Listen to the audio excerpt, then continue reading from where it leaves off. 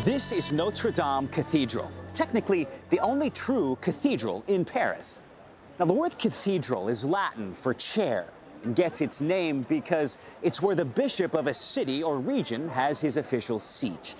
Notre Dame is one of the most awe-inspiring Gothic cathedrals in the world. Built between the 12th and 14th centuries, Notre Dame was the centerpiece, the heartbeat of medieval Paris. And when I say center, I do mean center. Just in front of the cathedral is the official 0-mile marker of Paris. This island in the River Seine, the Ile de la Cité, has been considered the center of the map of Paris for centuries. Notre Dame Cathedral took about 300 years to build. The long construction period is evident in its many styles of architecture.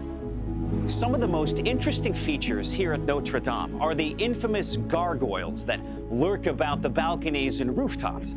Gargoyles were originally created to decorate drain spouts in the gutters, which carry water away from the building to prevent erosion damage. Notre Dame also has a number of statues, known as grotesques, which just sit there in eerie poses. Many scholars believe these scary-looking creatures were meant to scare off evil spirits, which seems a tad ironic to me.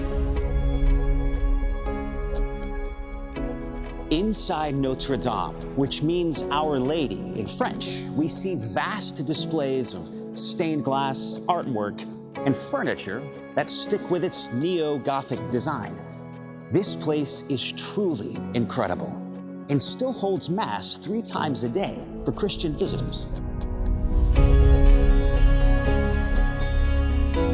A number of significant historical events also happened here inside Notre Dame, including the crowning of King Henry VI of England in 1431, the crowning of Napoleon Bonaparte as French Emperor in 1804, and in classic literature, it was the setting for Victor Hugo's The Hunchback of Notre Dame, published in 1831.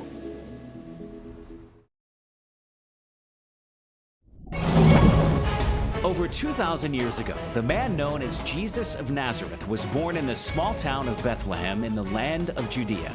His extraordinary life, brutal execution, and miraculous resurrection from the dead attest to the truth of his claim to be the only Son of God. This is the story of how Jesus, through the lives of his faithful followers, has become known around the world, impacting all of human history from the 1st century until today. This is Drive Through History, Ends of the Earth.